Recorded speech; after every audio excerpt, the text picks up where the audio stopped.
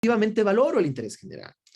La Comisión Interamericana de Derechos Humanos, específicamente en lo que tiene que ver con la sentencia del caso Salvador Chiriboga, que justamente es una sentencia de expropiación y que se les enviará efectivamente como medio de consulta para que la puedan revisar, establece ya algunos estándares de lo que se tiene que considerar como interés general. Pero sobre todo llega a establecer que el interés general lo que tiene que hacer es tratar siempre de que el interés particular se vea menormente afectado. No es ese discurso entonces que a veces la administración pública dice, bueno, es que es por el bien común y por el bien común podemos hacer cualquier cosa. Porque efectivamente cuando se afecta un derecho, ese derecho tiene que ser reparado por parte del Estado. Y ayer empezábamos ya con un ejemplo, una cuestión muy pequeñita. Y decíamos, de conformidad con lo que establece la Constitución y el derecho a la propiedad, que la propiedad tiene que cumplir un fin social. Y a veces cuando existen predios que están abandonados, como el ejemplo que les había puesto el día de ayer, pues es muy fácil expropiar en el sentido de que ese predio a lo mejor no está cumpliendo un fin social, efectivamente se tiene que respetar al derecho a la propiedad, eso no decimos que no, pero a la final puede ser un predio que está abandonado. Pero ¿qué sucede?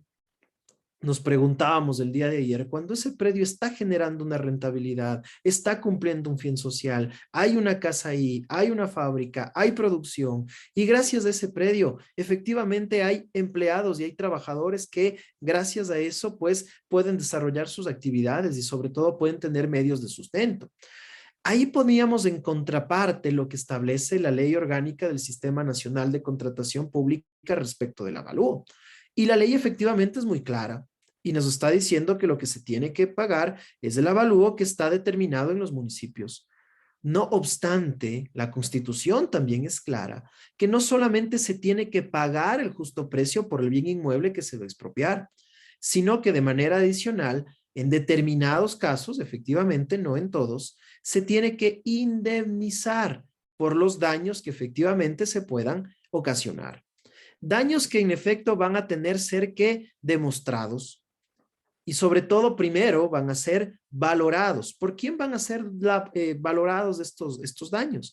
Pues lo van a hacer por el contencioso administrativo, que realiza un control de legalidad de las actuaciones de la administración pública y en esta parte de la expropiación, pues en efecto, ese control de legalidad va a estar encaminado a determinar cuánto fue lo que pagó la administración pública.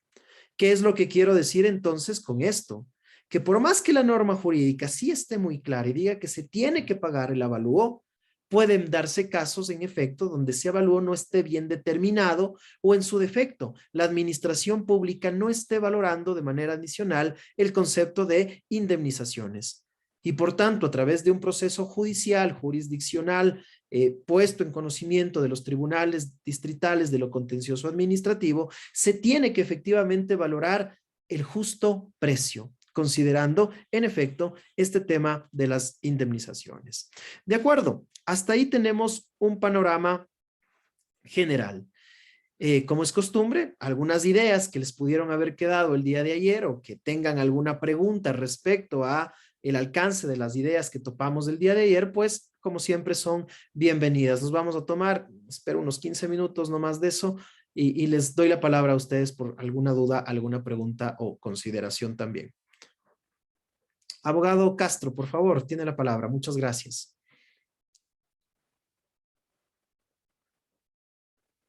Habilite su audio, por favor. Sí, muy buenas tardes, doctor. Mi consulta es la siguiente. Cuando una administración pública quiere declarar un bien mostrenco y el predio al que se le quiere declarar está rodeado de bloques y tiene pilares, ¿se lo puede considerar como una expropiación allí, como que no está dando utilidad, no está dando ninguna utilidad a los dueños del bien? No, recordemos que aquí hay una diferencia entre un bien monstrenco, se llama, entre un bien que efectivamente sabemos cuál es el dueño, ¿no? En estos casos, los bienes son que no existe un registro verdaderamente establecido en el registro de la propiedad. Es decir, que se desconoce efectivamente de quién es el bien. Y por tanto, la administración pública en este caso puede tener el derecho justamente de adquirir ese bien a través del procedimiento establecido en el COTAD. Pero no es lo mismo que expropiación. La diferencia entre el uno y el otro es que la declaratoria de bien monstrenco es que efectivamente se desconoce, no existe ninguna información, la administración pública ha agotado todos los mecanismos y no ha podido determinar cuál es el dueño. Mientras tanto, en el tema de la expropiación, la administración pública conoce quiénes son los dueños, conoce quiénes son los dueños. Y aquí viene una cuestión importante que también menciona el abogado Raúl Castro, y efectivamente puede darse caso que a lo mejor no existe el registro, no está registrada esa propiedad, pero resulta que la persona sí tiene los títulos de propiedad. Ustedes como abogados, y los que no son, pues podemos explicar esto, que efectivamente en estos casos la compraventa se perfecciona en el momento de que es inscrita en el registro de la propiedad. Y los que nos dedicamos a veces al libre ejercicio, los abogados, sabemos que en ocasiones no se llega a perfeccionar este contrato de compraventa, es decir, firman el contrato, adquieren el bien, incluso llegan a pagar y en un momento determinado, por A o B razón, se olvidaron de registrar el bien en el registro de la propiedad. Ustedes me dirán, bueno, Miguel, pero efectivamente en estos casos puede haber un historial, y es cierto, pero hay casos en los cuales no existe un historial porque son bienes muy antiguos. Miguel, por favor, tocayo, ¿cómo vamos? Habilite su audio, por favor. Sí, ¿cómo está? Buenas tardes. Un gusto. Le hablo de New Jersey. Yo tengo una pregunta como, como ente administrativo. Si el que de un cantón o del estado, ¿no? Si el bien es de pertenece a herederos, ¿cuál sería, a quién sería la presentación de la demanda o la desapropiación del bien? Por ejemplo, hay un caso que son los dueños ya se murieron los dos, el papá y la mamá, y los hijos también ya son muertos algunos hijos, y hay otros herederos, o sea, del tercer grado sería herederos, ¿no? ¿A quién tendría que presentar la demanda el ente administrativo? Bueno, en este caso, en efecto, lo que se tiene que presentar la demanda es a los herederos presuntos y también a los herederos reconocidos o desconocidos también, ¿no? La demanda entonces inclusive se la podrá presentar, mejor dicho, la citación, no la demanda. La demanda, a ver, aclaro esta. La demanda efectivamente se la deberá presentar a los herederos desconocidos. Desconozco de quién es este bien, efectivamente, y por tanto esa citación se la debería presentar ante la prensa. Siempre va a haber una persona, no obstante, que debe constar como propietario del bien.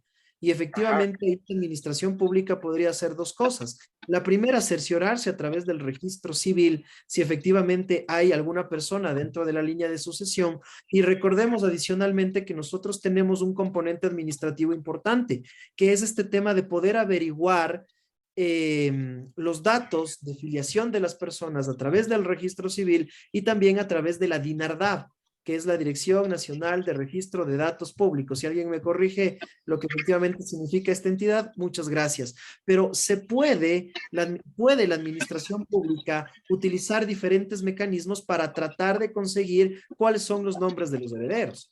Y eso lo puede hacer a través del registro civil y lo puede hacer a través de la DINARDAB. Ahora, recordemos algo. Efectivamente, hay datos que son sensibles, hay datos que efectivamente no son públicos. El registro civil tiene una manera de actuar respecto de esto, que establece que no entrega información, salvo a los parientes, creo que es hasta el 4º grado de consanguinidad, y la DINARDAB no entrega información a menos que ésta sea requerido por medio de un juez. ¿Qué es lo que tenemos que solicitarle entonces al juez en el momento que la administración pública interponga la demanda? Que a través de la DINARDAB se oficie para determinar si en efecto el dueño está vivo y si el dueño tiene herederos y cuáles son los datos de filiación de sus herederos y obviamente se llega a determinar el domicilio de estos. Ahora, este tema ya es un asunto procesal y dentro de la cuestión procesal, pues el trámite no deja de ser un trámite engorroso, un trámite complicado, pero la administración pública puede igualmente emplear estos mecanismos para lograr establecer quién es el bien o cuáles son los herederos de estos bienes. Ok, muchas gracias. Con gusto, las órdenes. Lorena, por favor. Sí, buenas tardes. Bueno, mi pregunta era cuando se contraponían dos intereses generales. Por ejemplo, en el caso que usted mencionaba, existía una fábrica que daba trabajo, tal vez la única industria del poblado. Entonces ahí existe un interés general que es local, pero supongamos que la utilidad pública en este caso sería la comunicación de esa localidad por medio de una carretera. Pero para esto se necesita la expropiación de la industria. Entonces aquí están dos intereses generales contrapuestos. ¿Cuál sería el procedimiento para hacer que uno pese más que el otro? Perfecto. Tomemos en cuenta el tema de los estratos, ¿no es cierto? El beneficio que está teniendo, la utilidad que está dando el bien y sobre todo ese fin social, que es lo que determina la Constitución, está dada a un grupo reducido de personas. ¿Qué ha establecido a veces me olvido entre comisión y convención, mil disculpas, creo que es comisión la palabra correcta, Comisión Interamericana de Derechos Humanos?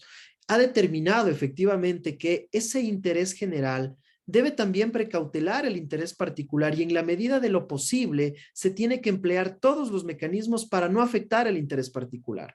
Es decir, que luego de un estudio pormenorizado de que efectivamente es necesario esa construcción de la vía, por ejemplo, para conectar estos dos cantones, tiene que realizarse exclusivamente por ahí. ¿Qué quiero decir con esto? Aquí viene el tema de la motivación, aquí viene el tema justamente de los estudios técnicos.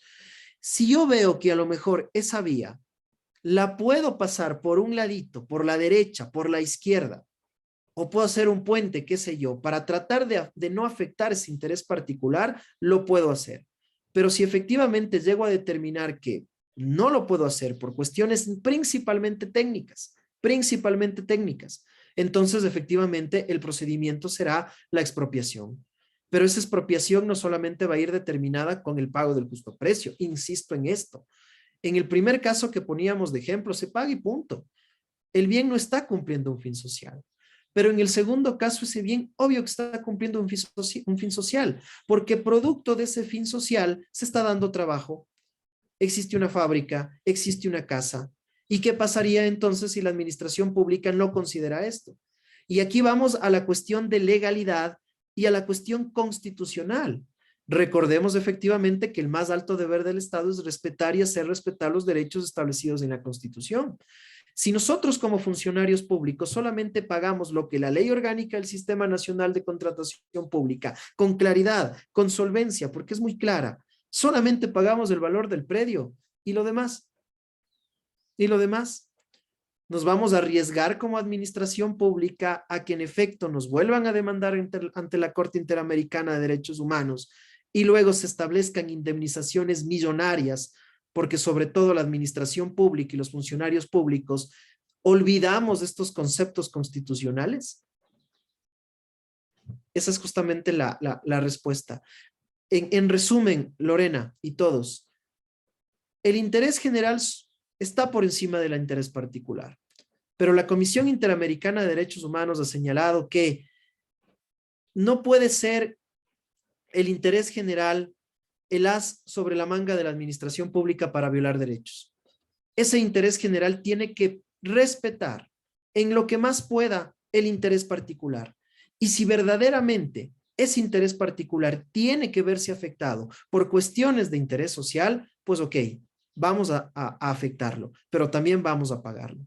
Esto es una parte trascendental dentro de la cuestión de la expropiación. Y es por eso que insisto, expropiar no es tan fácil, no es solamente un procedimiento donde yo tengo que aplicar lo que dice solamente la ley, porque en efecto estaría dejando de lado preceptos constitucionales y sobre todo el resarcimiento de determinados derechos. Aquí podemos hablar igualmente desde el punto de vista jurídico el tema de la ponderación, ¿no es cierto? ¿Qué derecho verdaderamente está siendo más afectado frente al otro? Recuerden que la ponderación lo que busca justamente es proteger el derecho que efectivamente se está viendo más afectado. Y desde el punto de vista del interés particular, a veces la administración dice, bueno, ¿y a mí qué me interesa? A mí me interesa el interés general, no el interés particular. Pongámonos en los zapatos de una persona que está siendo objeto de expropiación. O pongámonos en los zapatos de una persona que trabaja en ese lugar que va a ser expropiado. Obviamente la persona que es dueña de la empresa, ¿qué le va a decir? Que ya no puede continuar. Y a lo mejor ahí vienen los temas hasta a veces políticos, es que el empresario es malo. Es que el empresario a veces efectivamente está lleno de situaciones que a veces no consideramos. A veces no consideramos tampoco incluso cómo se hace empresa, ¿no? Y claro, en el Ecuador es bien difícil hacer empresa. Entonces, la mayoría que somos, funcionarios públicos, trabajadores, ¿no es cierto? Pero no consideramos que efectivamente hay otras situaciones que aunque la norma sí lo considera, los funcionarios públicos a veces lo dejamos de lado. Eso, Lorena. ¿Alguna pregunta más? Si no, vamos a lo que nos compete el día de hoy. Listo, muchas gracias. Ok. Vamos a quedarnos con esta diapositiva de acá primero para recordar esta parte de la propiedad, del derecho a la propiedad que tenemos y cuándo ese derecho efectivamente podría verse afectado por el Estado. Lo que establece la Constitución es que con el objeto de ejecutar planes de desarrollo, manejo sustentable del ambiente y de bienestar colectivo. Aquí entra el concepto de bienestar colectivo, que justamente la Comisión dice forma parte del interés general. El interés general es el paraguas. Puede llamarse bienestar colectivo, bienestar público, interés social, lo que sea. Pero aquí la Constitución, recordemos el tema de las competencias justamente indican qué es lo que las instituciones del Estado pueden hacer en base a lo establecido en la Constitución y la ley, señala con claridad que las instituciones del Estado, ¿cuáles son las instituciones del Estado? Todas las establecidas en el artículo 225 de la Constitución del Ecuador, ¿sí? Esas son las instituciones del Estado. Y era por eso importante que se pueda tratar a la administración pública desde el punto de vista orgánico, desde el punto de vista organizativo. ¿Para qué? Para que quede claro que toda institución del Estado tiene competencias ¿para qué? Para adquirir bienes inmuebles. ¿De acuerdo? Para adquirir bienes inmuebles es lo correcto. Y si no adquiere bienes inmuebles a través de lo que establece que es la negociación, pues efectivamente puede expropiar. ¿De acuerdo? Aquí menciona por razones de utilidad pública y determina utilidad pública o interés social y nacional. Podrán declarar la expropiación de bienes previa justa valoración. Y esta es la parte que es importante. Previa justa valoración, coma, indemnización. Tengamos muy en claro esto. Previa justa valoración, coma, indemnización y efectivamente pago de conformidad con la ley. La ley me dice que solamente tengo que pagar lo que cuesta el bien inmueble. De acuerdo, esa es la valoración. La valoración tiene que ser justa. Y aquí podemos tomar el concepto de la justicia en un sentido no tan grande, sino en el sentido que lo maneja Thomas Hobbes, por ejemplo. Para Hobbes la justicia netamente es lo que está establecido en la ley. Tal cual. Es decir, lo que está en la ley es justo. Y bueno, nosotros como abogados que manejamos algunos temas de justicia, efectivamente podemos decir, no, es que eso no es justicia y vienen algunos tipos de justicia adicionales. Pero si nosotros consideramos esa justicia de Hobbes, que solamente tenemos que pagar el precio que está determinado en los avalúos del municipio, ¿dónde queda la indemnización entonces? Si efectivamente podemos estar causando un daño. Ahora bien, ese daño efectivamente tendrá que ser demostrado. Y aquí era la recomendación que yo hacía. Yo, como funcionario público, efectivamente, voy a preferir que sea el juez quien valore el daño antes de a lo mejor yo valorarlo. ¿Por qué? Porque puede pasar dos cosas. Si pago mucho, la Contraloría a lo mejor me hace devolver. Y bueno, si pago poco, ahí creo que no habría ningún problema adicional. Pero ¿qué pasa con esto? A la final estoy poniendo al administrado a que inicie un juicio. Y ustedes, la mayoría que somos abogados, saben que efectivamente un juicio es desgastante y hasta psicológicamente desgasta. Es que los abogados no, sí te desgasta un juicio a todos. E imagínate a nosotros que algo entendemos a una persona que no entiende de las cuestiones litigiosas. En efecto es una cuestión que le estresa, que le desgasta y que a lo mejor en muchos casos lo que les están pagando por sus bienes les están afectando. Incluso hay veces que ese dinero que les pagan no les es posible comprarse una nueva propiedad. porque las propiedades también están sujetas a la plusvalía y lo que a lo mejor esta persona compró hace 20, 30 años, ahora tratar de comprar una propiedad en el país, pues es una cuestión muy cara. Estas cuestiones yo creo que son importantes y que tienen que tomarse en cuenta por nosotros como abogados y sobre todo por los que estamos dentro de la función administrativa. La administración pública requiere, esto lo sabe decir mi esposa cuando nos ponemos a conversar de derecho, mi esposa no es abogada, por suerte, pero cuando conversamos con ella siempre me menciona el tema de la empatía. Y la empatía a veces es lo que menos tenemos los funcionarios públicos. Y me dirán, es que la norma jurídica es empática, no es empática, ¿se tiene que hacer o no se tiene que hacer? Sí, pero los funcionarios, las personas, sí tenemos que tener un poco más de empatía cuando efectivamente podemos estar afectando derechos. Ok, y termina la norma indicando que se prohíbe toda forma de confiscación. Y hasta cierto punto pagar un precio risible viene a ser una confiscación, por más que estén de acuerdo. Y aquí viene algo que me imagino los civilistas principalmente conocen, que es el tema de la lesión enorme, ¿no es cierto? El tema cuando efectivamente yo pago algo que a lo mejor cuesta el doble o el triple y yo puedo demandar incluso lesión enorme. ¿Puedo hacer eso en el contencioso administrativo inclusive después de haber recibido el pago? Claro, porque aquí existe un ¿qué? Un vicio de voluntad, ¿no es cierto? Existe un vicio de voluntad, puede ser error, por ejemplo, puede ser a lo mejor dolo. Bueno, eso efectivamente habrá que determinarlo, pero inclusive cuando la administración pública llegase a pagar un precio que no esté acorde con la realidad, por más que las partes se hayan puesto de acuerdo, pues efectivamente podríamos estar hablando de una nulidad contractual, justamente por viciar la voluntad. Y eso, efectivamente, la administración pública no lo podrá determinar y por lo tanto tendrá que ser demandado ante los tribunales distritales de lo contencioso administrativo. Aquí entra efectivamente el tema de los contratos. Correcto, estas cuestiones al finalizar los días de nuestra capacitación, esto con mucho gusto les comparto a las personas que me habían pedido. Ok. La pregunta entonces con la que seguíamos es, ¿y cómo valoro el interés general? Y una respuesta muy general podría ser mediante un procedimiento de planificación. Recuerden que efectivamente la administración pública se rige por el principio de planificación.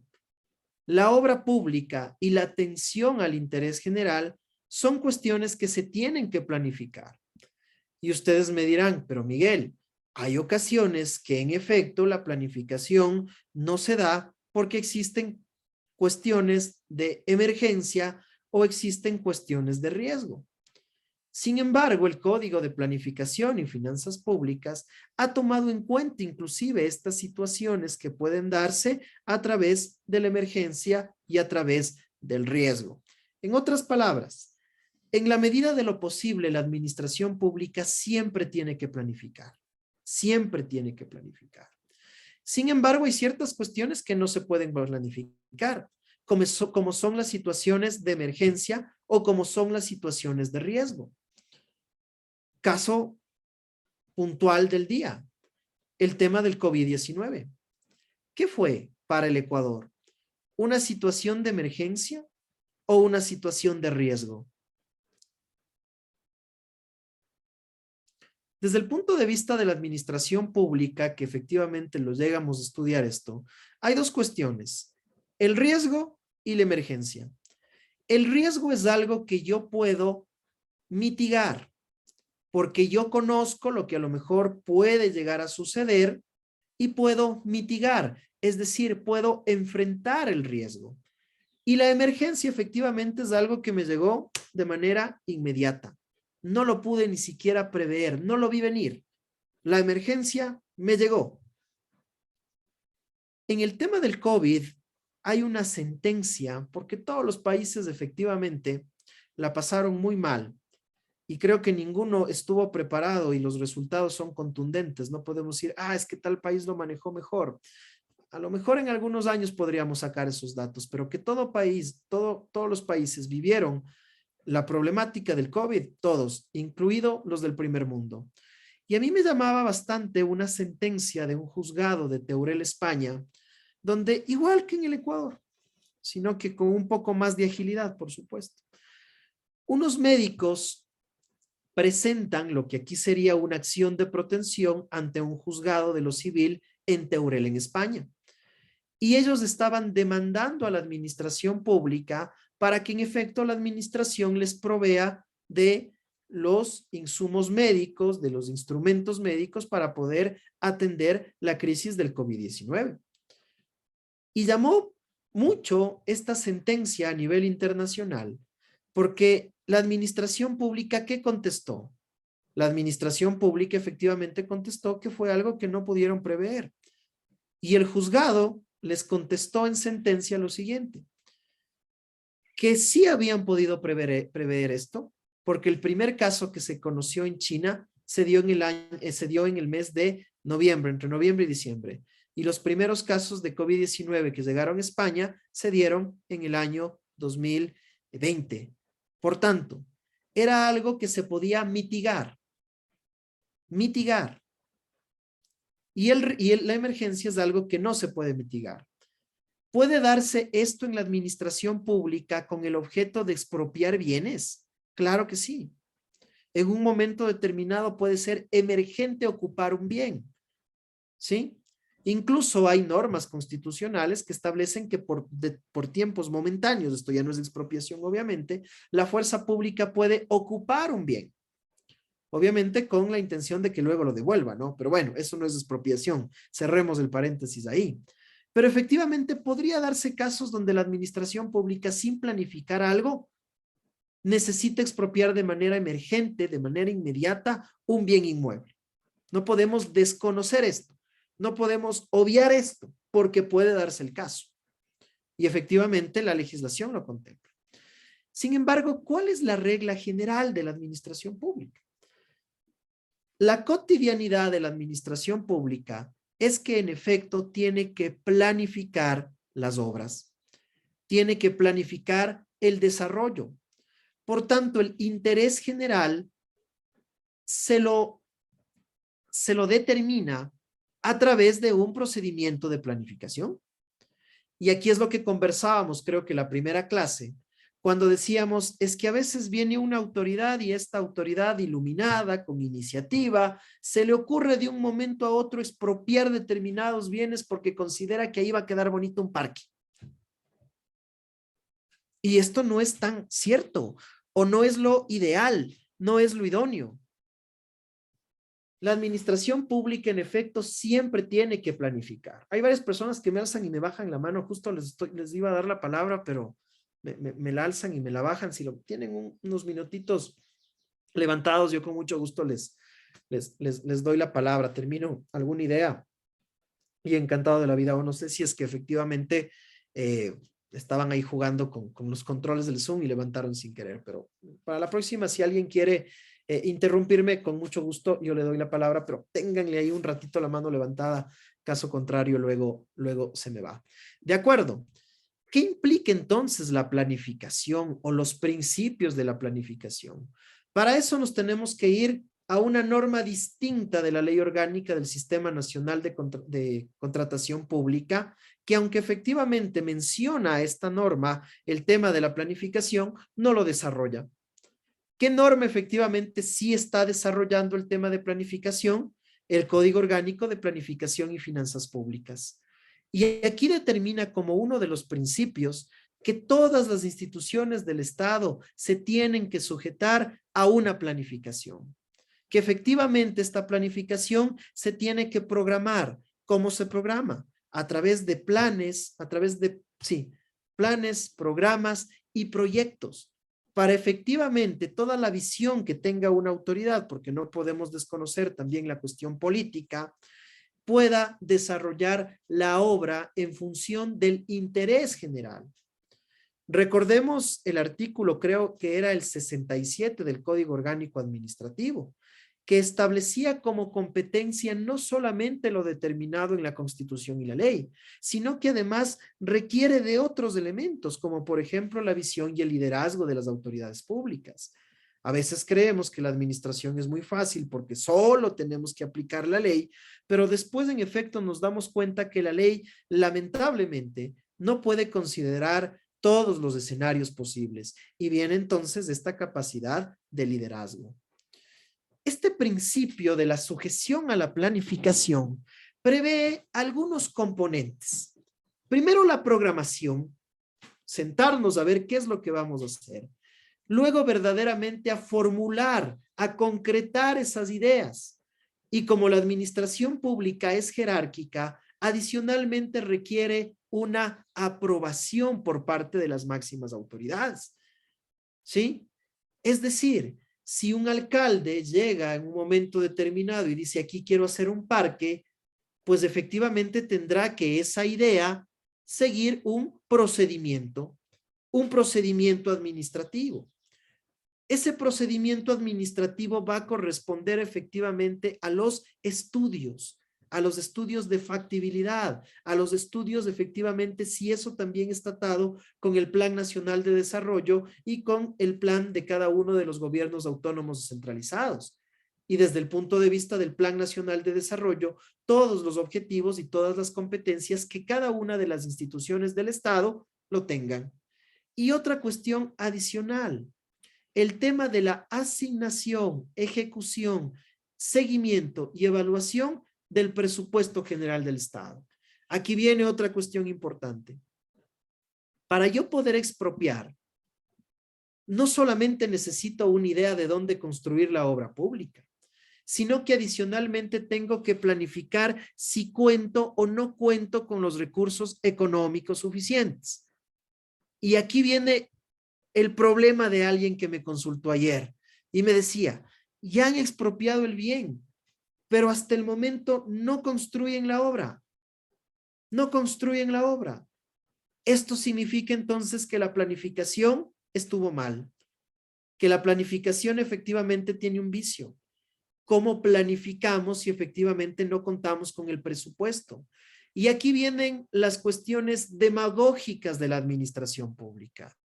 Y aquí vienen a veces las cuestiones políticas de la administración pública, que ofrecen cosas sin planificar, que se ofrece obras sin verdaderamente hacer estudios de factibilidad, que se ofrecen verdaderamente obras sin tener los recursos económicos suficientes. Y es por esto que aquí aclaro que ese interés general está atado a un proceso de planificación. Isabel, por favor. Habilite su audio, por favor. Ya. ¿Cómo están? Buenas tardes. Isabel Tipantuña les saluda. Buenas tardes con todos. Mi consulta respecto de que si el tema de la expropiación tiene un tiempo límite después de que ya fue declarada la declaración de utilidad pública, perdón, si es que hay algún tiempo para que esto se caduque, porque precisamente la consulta va a que, por ejemplo, ya le expropian, no tienen el dinero para cancelar al propietario y si es que esto tal vez tiene algún tiempo de caducidad para poder igual defender al cliente. Perfecto, ya vamos a topar el tema justamente de la reversión, porque si la administración pública ha expropiado un bien, se debería en efecto que la administración pública tiene que ya consignar ese dinero en el juzgado. Esto es uno de los elementos importantes para poder ocupar el bien. Si yo no consigno ese dinero en el juzgado, ese acto administrativo efectivamente no se está cumpliendo. Y aquí ya vamos también a revisar el concepto de lo que es el acto administrativo, porque recuerden que la declaratoria de utilidad pública se lo hace mediante un acto administrativo. Entonces, en efecto, ya te vamos a contestar esa pregunta en su momento pertinente. A ver, necesitamos entonces efectivamente establecer un presupuesto. Toda obra necesita un presupuesto, justamente para poder cumplir con lo que se necesita pagar al administrado por el concepto efectivamente de la expropiación. Y recordemos que la planificación, conforme ustedes están leyendo esta lámina, no solamente implica una planificación nacional, sino que implica una planificación en todos los niveles de gobierno. Y como lo menciona igualmente este artículo 5 del Código, está atada a los artículos 280 y 293 de la Constitución, que en efecto se refieren a la planificación. Cuando exista obra pública, entonces, que se la quiera realizar afectando un interés particular, efectivamente se tienen que considerar estos temas de la planificación. Y aquí justamente radica el tema del interés público. Diego, por favor. Diego Flores, por favor, Diego. Habilite su audio. Gracias, doctor Miguel. Un abrazo y saludos desde la ciudad de Ibarra. Mi doctor, yo tengo una inquietud respecto cuando el municipio quiere hacer una expropiación de un bien por tema de una emergencia. Es decir, aprovechándose de una emergencia, quiero expropiar un bien. Y el precio justo que voy a pagar a veces no concuerda con el propio valor del bien, ¿no es cierto? Ahí el reclamo de solicitar el precio justo, ¿a quién le tengo que hacer? Esa es una cuestión. Y la segunda cuestión, en la parte que usted decía, doctor, respecto cuando no se tiene planificado. Es decir, yo como municipio voy a expropiar un bien porque voy a hacer ahí una obra, casa comunal, no sé, algo que es para un interés común. Pero cuando también los municipios sufren con este tema de que el Estado en sí a veces no transmite o no transfiere, perdón, la palabra es no transfiere esos recursos con los que yo contaba para hacer la obra, ¿no es cierto? Entonces, a veces no es que de pronto en los POAS, en los planes de desarrollo territorial, o sea, no es que no hay el presupuesto, el Estado a mí no me transmite o no me transfiere, perdón, esos valores y producto de eso, pues ya no puedo hacer la expropiación, ya no puedo hacer la obra. Gracias, mi doctor. Con gusto. A ver, yo justo topaba este tema de las emergencias porque no quería cerrarme a la posibilidad jurídica de que puede haber casos de emergencia donde la administración pública expropie un bien. Pero Diego, yo te pregunto, ¿cuál es el caso concreto? Porque ahí tengo una cuestión que te lo puedo decir de manera general y este es mi criterio. Si yo voy a expropiar algo por una situación de emergencia, la emergencia efectivamente tiene un tiempo para ser atendida. Es decir, luego de ser atendida la emergencia, se supone que se termina esa condición y por tanto ya no es una situación emergente. Expropiar algo por un caso de emergencia, yo no lo vería muy idóneo dependiendo cuál sea la emergencia, obviamente. Y es por eso que yo no quise cerrarme a este tema. Pero, ¿qué es lo que le saldría más barato a la administración pública?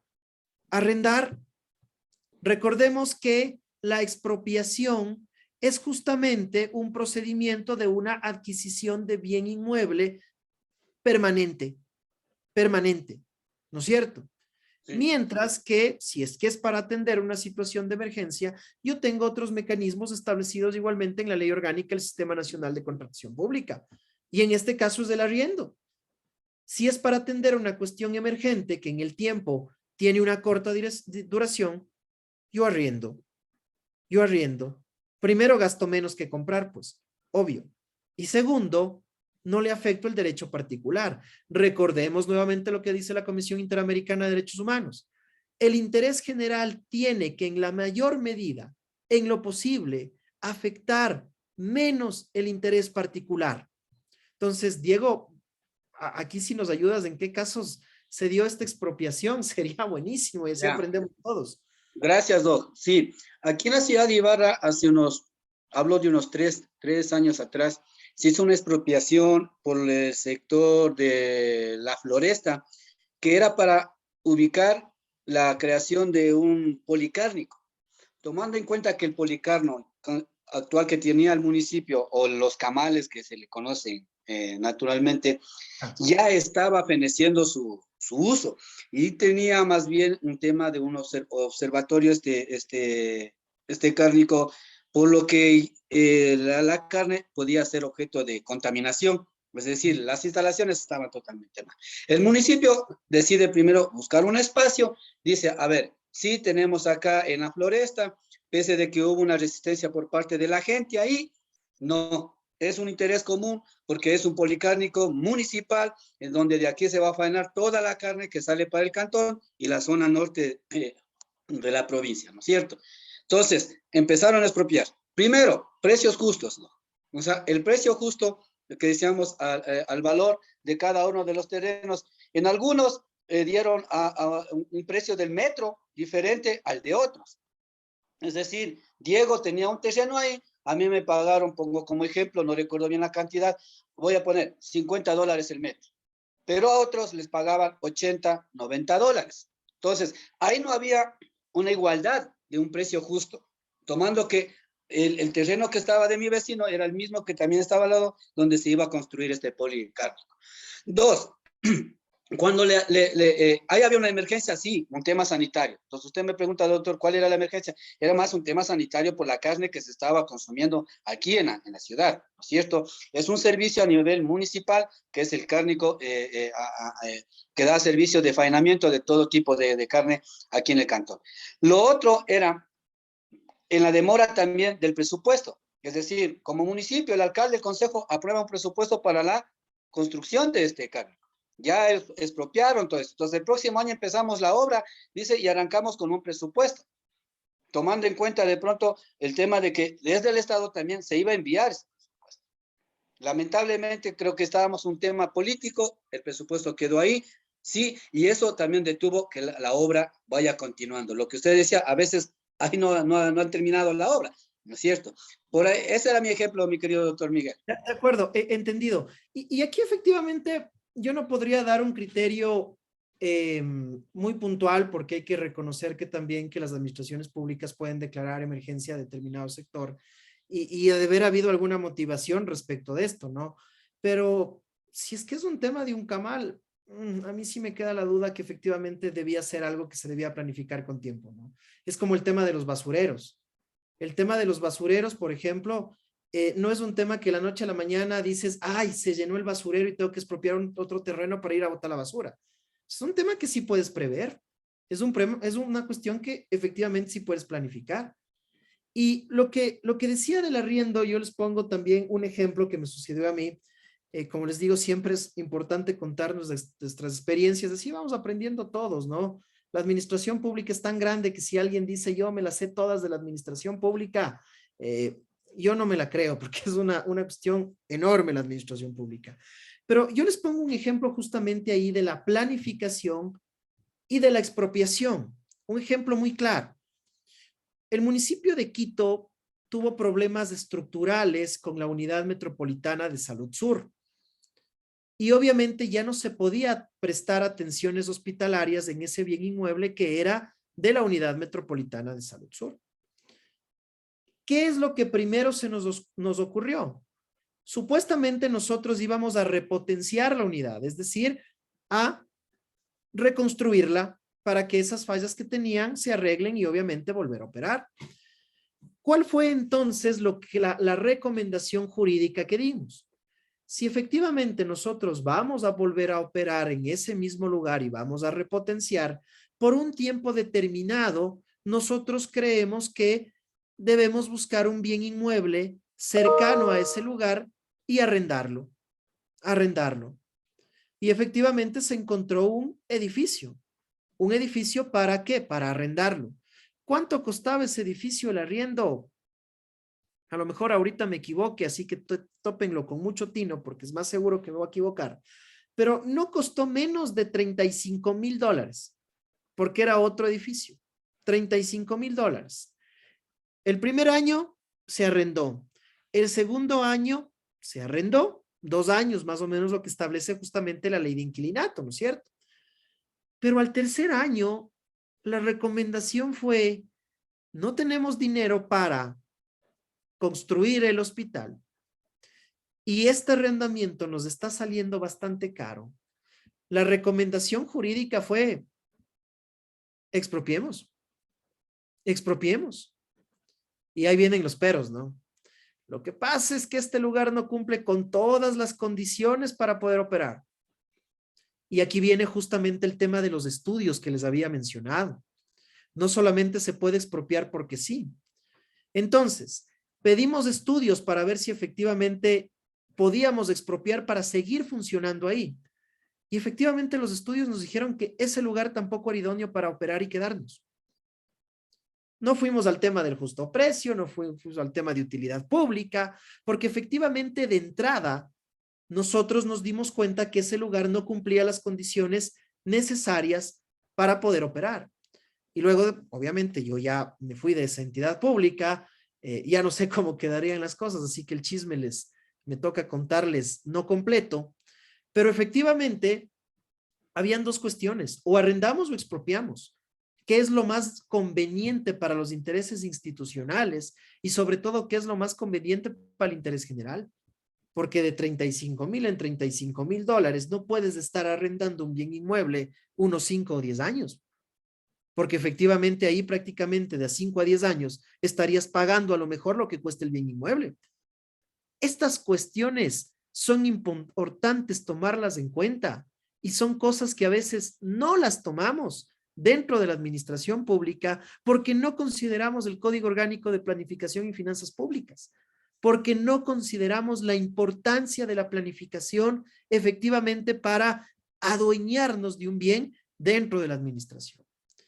Desde el punto de vista de los abogados que estamos en el libre ejercicio, aquí tienen un tip. Aquí tienen un tip donde efectivamente podrían empezar a atacar el tema de la expropiación y sobre todo el tema de la utilidad pública, si efectivamente es algo que se ha planificado. Ya te doy la palabra, mi estimado Cristian, solamente topo unas ideas en torno a la planificación para no quedarme con lo que he preparado para el día de hoy. Y ya te doy la palabra con mucho gusto. Este procedimiento de planificación lleva inmerso lo establecido en el artículo 9 y en el artículo 12. Primero, el tema de la planificación del desarrollo y esa misma planificación desde el punto de vista de los gobiernos autónomos centralizados. Recordemos que una de las características de los gobiernos autónomos descentralizados, como el nombre mismo lo indica, es la autonomía y la autarcia. La autonomía en el sentido que ellos podrán manejar lo que más se requiera, lo que mejor se requiera, sin intervenciones de otros órganos del Estado, de lo que efectivamente requiere cada una de sus circunscripciones territoriales. No podemos hablar de jurisdicción, los municipios no tienen jurisdicción, tienen competencia. Cuidado. Pero efectivamente, el Código de Planificación y Finanzas Públicas, si bien determina la autonomía y bien determina la autarcia, pues efectivamente no pueden dejar de ver la planificación nacional y en algunas ocasiones no pueden dejar de ver la planificación de los organismos de la Organización de Naciones Unidas. El primer día que habíamos conversado, yo les había comentado del tema de los objetivos del desarrollo sostenible. Que el Ecuador, al formar parte de la Organización de las Naciones Unidas, tiene que efectivamente empezar a planificar desde ahí. ¿Qué establecen los objetivos? Más educación, más alimentación, mejores condiciones de saneamiento, más alcantarillado, áreas verdes también, por supuesto, temas de la naturaleza. Y por ahí efectivamente debe partir la planificación. Y aquí viene y se va concretando estas ideas que desde la filosofía les había mencionado, que la planificación en efecto se orienta al buen vivir. Y el buen vivir está atado efectivamente con los derechos constitucionales. Y esos derechos constitucionales están enmarcados con la administración pública. Y la administración pública está enmarcada con la competencia. Competencia en razón de la materia, territorio, tiempo, grado y jerarquía. Lo que importa aquí es la competencia principalmente en razón de la materia de la institución pública que va a expropiar un bien inmueble. ¿Con qué fin? Con el fin que efectivamente esté determinado en sus competencias. Y adicionalmente, la competencia en razón del territorio. Se va a expropiar algo para atender determinada circunscripción territorial. aunque es tonto el ejemplo, pero casos se pueden ver, así que válido. No puede ser que un municipio expropie un bien inmueble que pertenece a otro cantón. Aquí viene el tema que también vamos a tratar sobre los actos administrativos, que tiene que ver con las nulidades de los actos administrativos. Porque una declaratoria de utilidad pública y un acto administrativo de expropiación pueden tener vicios de nulidad. Y esos vicios son justamente lo que los abogados debemos atacar para revertir esa declaratoria de utilidad pública o para revertir efectivamente ese acto administrativo de expropiación. La planificación entonces verdaderamente constituye un instrumento esencial para la construcción de obra pública. Porque claro, cuando hay obra pública es efectivamente cuando se expropia, ¿no es cierto? Podemos dar esa generalidad. Cuando existe obra pública, en efecto, es cuando se expropia. Y esta planificación se circunscribe de manera puntual en el Plan Nacional de Desarrollo. Y he aquí lo importante de tomar en cuenta el Plan Nacional de Desarrollo como uno de los instrumentos para efectivamente determinar qué es o qué se puede considerar como algo de interés general. Si es que algo no consta en el Plan Nacional de Desarrollo, en los P, D y OT, que nos dijo muy amablemente nuestra compañera, es decir, en los planes de cada uno de los municipios, a lo mejor no hay mucho interés general. Puede existir algo que no esté planificado y que sea, como les había dicho, una cuestión importante que se pueda construir, claro, pero ¿qué se tiene que hacer ahí? Reformar los planes. ¿Qué se tiene que hacer ahí? Motivar las decisiones de la administración pública. Recordemos lo que establece el artículo 76 de la Constitución. Todas las decisiones del poder público tienen que ser motivadas. Y si es que una obra no estuvo o no se adapta a lo establecido en el Plan Nacional de Desarrollo, pues efectivamente lo puedo incluir, o en los PDIOT, que es ya la cuestión más específica, pero tiene que establecerse una motivación, es decir, establecerse de manera clara por qué estoy considerando ahora una obra que a lo mejor antes no la consideré. Estimado Cristian, por favor.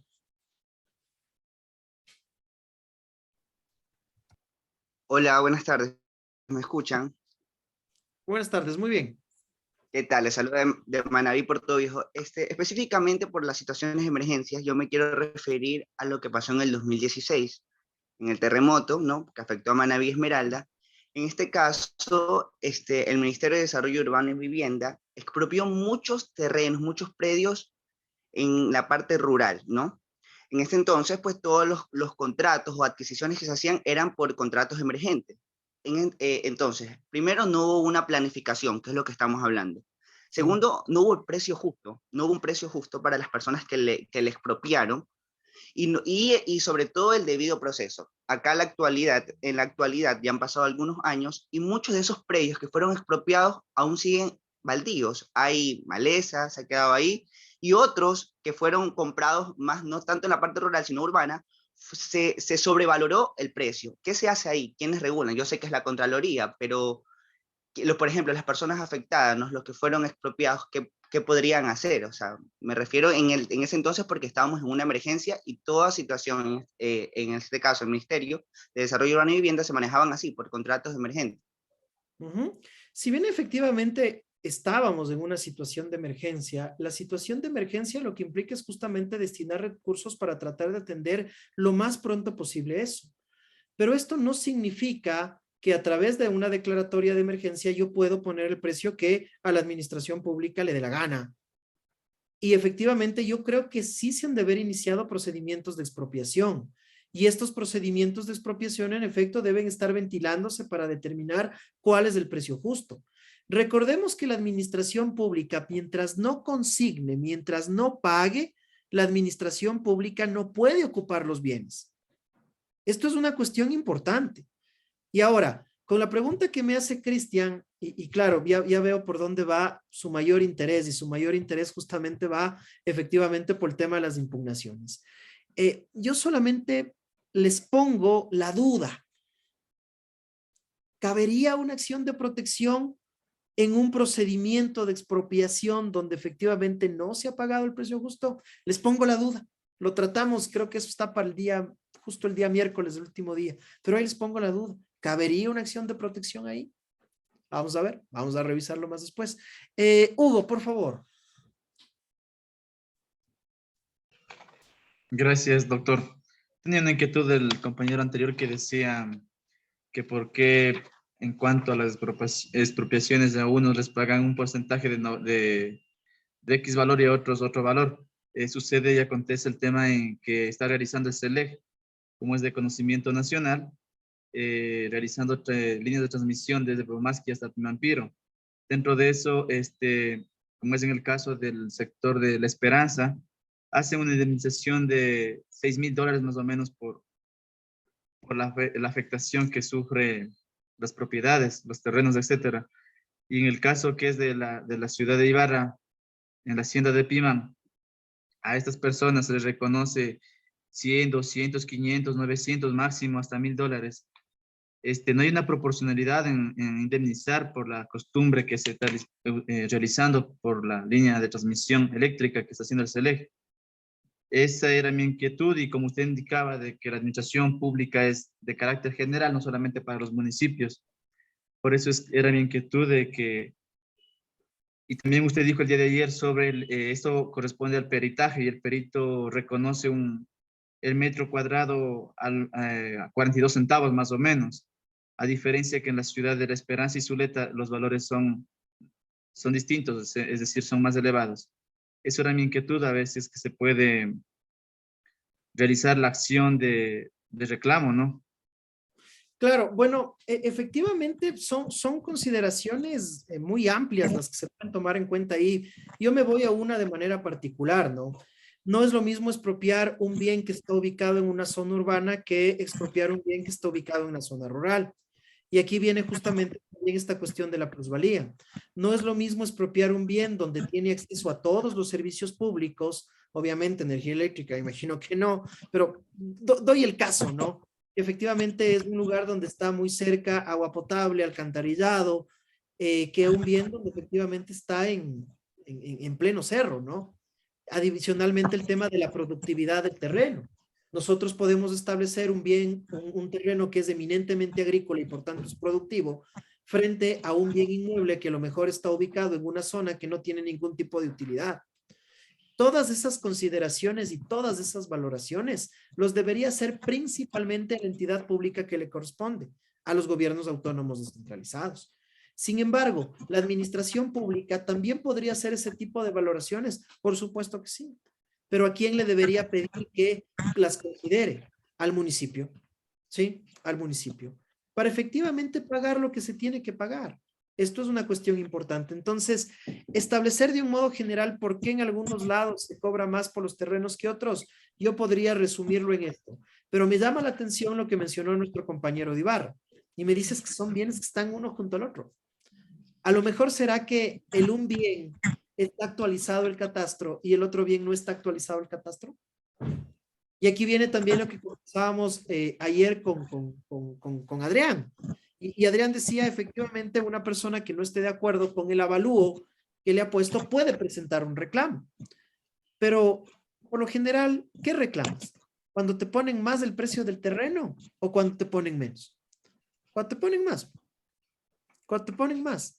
Porque justamente lo que no quieres es pagar más impuestos, ¿no es cierto? Cuando te ponen menos, no reclamas. Esas particularidades se las va a poder ver solamente ya cuando se inicie el procedimiento administrativo y sobre todo cuando nosotros como abogados revisemos el expediente y vemos qué es lo que está pasando. Lo típico, comparación, ¿qué pasa entre el uno y el otro predio? Los dos están en la misma zona, los dos tienen acceso a los mismos servicios, los dos son predios urbanos. El uno cuesta más y el otro cuesta menos. Hugo, por favor. Lo último, doctor, dentro de eso, para tomar en consideración en cuanto, por ejemplo, se debería reconocer por esta indemnización, se refiere a sería lo más correcto, el avalúo del predio. Dentro de eso está más o menos una propiedad de $30,000. Pero hablando con el abogado encargado de este proyecto, que es en este caso directamente Ibarra, es el abogado Chango Luisa, indica que que no tiene nada que ver la avalúa, sino simplemente con el certificado de gravamen es suficiente. Y como él no ha hecho eso, sino el perito, y se ha hecho una pericia independiente con un perito particular, un ingeniero particular, son de un caso son 7,000 y picos de metros, o sea, más de media hectárea. Entonces, en cambio, ellos pasan un informe de 4,000. Es por eso que reconocen más de $1,200 nada más. A diferencia de las mismas áreas que son productivas, igual son productivas, lo mismo que pasa en Esperanza y Zuleta, son los valores de 6,000, 8,000, etcétera, etcétera. Entonces, son los valores proporcionales completamente distintos. Claro, sí, eso la verdad sí está muy raro, pero ahí efectivamente no me puedo atrever a darte criterio porque a lo mejor si yo doy un criterio, a lo mejor le hago quedar mal al colega y el colega a lo mejor tiene una información que yo desconozco y esa no es la intención de este curso, ¿no? Entonces, no lo sé, no puedo responderte esa pregunta. Me parece raro, pero no. Sí, ¿Qué lo sé que yo? yo creo que, por ejemplo, debe haber un principio general, como teoría general, diría, ¿no? Un El principio principio general es el avalúo, es lo que está determinado en la ley. Efectivamente es lo que está determinado en la ley. Ese es el principio general. Pero adicionalmente yo he dicho que por más existe ese principio general, las administraciones públicas sí podrían hacer peritajes para determinar efectivamente cuánto está valorado el bien. Sobre todo cuando los datos establecidos efectivamente por los municipios sean unos datos que a lo mejor no convencen o que efectivamente puedes decir, no, ese predio no cuesta lo que está en el avalúo, o a lo mejor ese predio no ha sido actualizado. Sin embargo, para volver a este tema, tiene efectivamente la importancia de los planes nacionales de desarrollo. Y como ustedes pueden leer en la lámina, el Plan Nacional de Desarrollo es la máxima directriz política y administrativa. Política y administrativa para en efecto poder diseñar y aplicar la política pública, todos los instrumentos dentro de lo que efectivamente esté definido sobre todo por las competencias establecidas en cada una de las entidades públicas. Y aquí menciona sobre todo el tema de esa autonomía de los gobiernos autónomos descentralizados, que si bien es cierto, y esto está en la última parte de la lámina, que si bien es cierto, se sujetan a sus propios planes, no tienen que dejar de observar el Plan Nacional de Desarrollo. Y esto efectivamente es importantísimo. Aquí viene entonces uno de los tips verdaderamente para determinar esto del interés general. Y son los planes nacionales de desarrollo y los planes efectivamente de cada una de las instituciones públicas. Lo que se conoce también, y ustedes lo deben tener en cuenta, los famosos POA, ¿no es cierto? Los planes operativos anuales están atados efectivamente a una planificación principalmente cuatrianual, ¿no es cierto? Y obviamente lo que hace la administración pública es ir ejecutando de conformidad con una planificación ya establecida. El tip entonces dado para efectivamente determinar qué es algo de interés público es revisar los planes de desarrollo. Revisar los planes de desarrollo. Esta es una cuestión que nosotros como abogados, como somos creo que la mayoría, salvo algunas excepciones, debemos tomar en cuenta. Y la otra cuestión que debemos tomar en cuenta, y aquí me va a tomar 5 minutos, 7 minutos la verdad, es el tema del presupuesto. El tema del presupuesto, donde ya han saltado algunas dudas respecto de efectivamente, bueno, ¿y qué sucede? A veces tenemos plata, luego planificamos esto, el gobierno nacional no deposita los recursos y aquí estamos totalmente complicados, ¿de acuerdo? Nos vamos a tomar, mi estimada Cristina, por favor, 7 minutos y volvemos de manera inmediata. Gracias. Muchas gracias, doctor. Bueno, los participantes, por favor, se pueden tomar 7 minutos de receso y volvemos enseguida a las 16:14.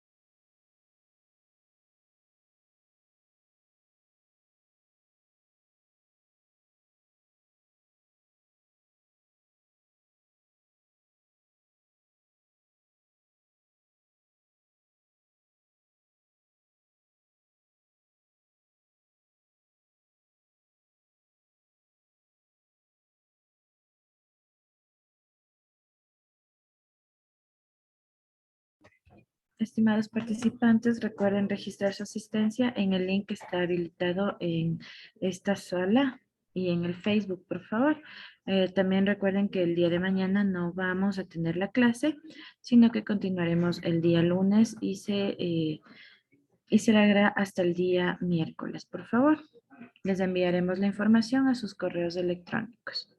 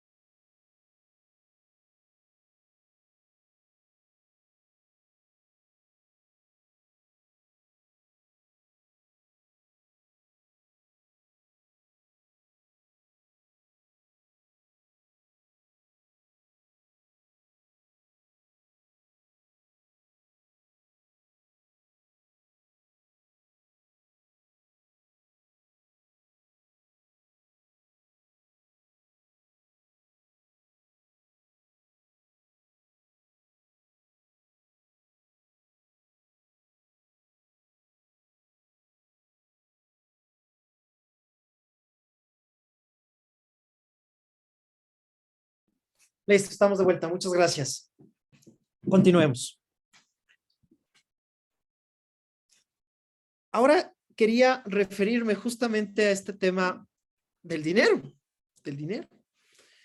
Y para esto es importantísimo igualmente tomar en cuenta y volver a ver el Código de Planificación y Finanzas Públicas. Y el Código de Planificación y Finanzas Públicas, pues efectivamente nos va a determinar en qué momento la administración pública va a pagar y va a poder erogar recursos. Y sobre todo aquí la importancia del acto administrativo.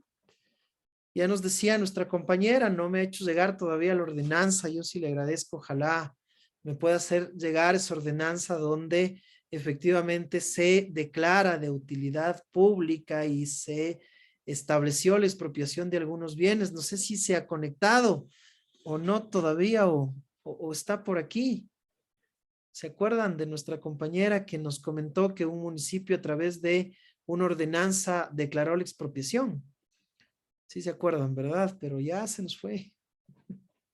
Ojalá la podamos contactar el lunes o alguno de los otros días. Porque aquí me llama justamente la atención. Y yo cuando estaba volviendo a revisar las diapositivas que había preparado, no dejaba de acordarme en ella y no dejaba de acordarme en cómo efectivamente los municipios llegaron a establecer una ordenanza, si ya consideraron todos los predios, si no consideraron todos los predios y sobre todo la importancia de contar con los recursos económicos. Porque si bien es cierto, el presupuesto en los gobiernos autónomos descentralizados, al igual que en el gobierno nacional, es producto, no digamos, de una aprobación. La Asamblea no es que aprueba per se el presupuesto, los gobiernos autónomos centralizados sí. Tiene que pasar justamente por una revisión del órgano colegiado municipal el tema de los presupuestos. Y la importancia de contar con los recursos económicos es otro de las cuestiones angulares dentro de los temas de expropiación. La primera cuestión es la planificación, que está relacionado con el interés público, y la segunda cuestión es efectivamente que cuando yo expropio un bien como administración, pues efectivamente tengo que pagar. Y para pagar la administración pública, ¿qué tiene que planificar también? Tiene que planificar los recursos económicos. Es por eso que efectivamente la planificación no está ajena tampoco al tema de los recursos. Si yo planifico algo y no cuento con los recursos económicos, demagogia pura, mis señores. Demagogia pura. Si yo planifico un parque y no cuento con dinero, igualmente, o no sé de dónde saco el dinero, igualmente. Este tema de la autonomía de los gobiernos autónomos descentralizados, yo siempre le he criticado, no porque creo que está mal, sino que porque la verdadera autonomía radica en el tema económico. ¿Cuándo verdaderamente uno se independiza de sus padres? Vamos a cuestiones prácticas. ¿Cuándo se independiza uno de sus padres? Cuando tienen los recursos económicos para no depender de ellos. ¿Cuándo verdaderamente los gobiernos autónomos centralizados podrían llegar a una verdadera autonomía? Cuando no dependa justamente del presupuesto general del Estado. ¿Pueden verdaderamente los gobiernos autónomos descentralizados ser autosustentables? No. O no lo sé. Por ahí me dijeron sí. Yo no lo sé cómo. A través de los impuestos, tal vez. Pero ¿a quién le gusta que le suban los impuestos? Y si suben impuestos, a través de la prestación de servicios públicos, sí, ahí también puede ser, ¿no es cierto? Que presten servicios públicos que efectivamente tengan una rentabilidad. O lo que nos estaba dando clases, y me acuerdo perfectamente, y tengo que mencionarla porque no son ideas mías, lo que mencionaba la doctora Inés María Baldió, que efectivamente para poder generar recursos económicos se tiene que hacer negocios. Y los gobiernos autónomos centralizados o el país en general no sabe hacer negocios. Yo tampoco, pero a mí no me compete eso. Esa es la gran diferencia. Entonces, ¿por qué marca esta importancia de contar con los recursos públicos? Primero, por lo establecido justamente por el Código Orgánico de Planificación y Finanzas Públicas. Y aquí nos menciona lo que ustedes están leyendo en la lámina. Yo también me voy a servir, enfatizar en estas partes que mencionan que ninguna entidad u organismo público pueden contraer compromisos o celebrar contratos, ni autorizar o contraer obligaciones sin la emisión de la respectiva certificación presupuestaria. Y no te pueden dar pues una certificación presupuestaria si no cuentas efectivamente con los recursos económicos. Y aquí viene el tema del compromiso. En la primera parte, declaratoria de utilidad pública. Ya láminas más allá, ya me meto exactamente a la ley orgánica del Sistema Nacional de Contratación Pública, ya nos metemos ahí con casos y algunas cuestiones. Pero efectivamente, lo que llega a establecer el Código Orgánico de Planificación y Finanzas Públicas es la importancia de contar con los recursos económicos para poder justamente erogar los mismos.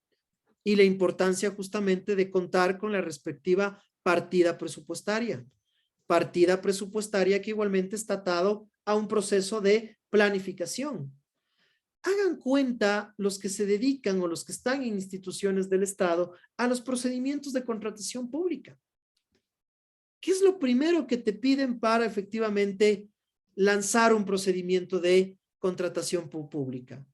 Que se determine en efecto de dónde van a salir los recursos para comprometer a la administración. Es decir, ¿de dónde voy a pagar? ¿De dónde voy a pagar?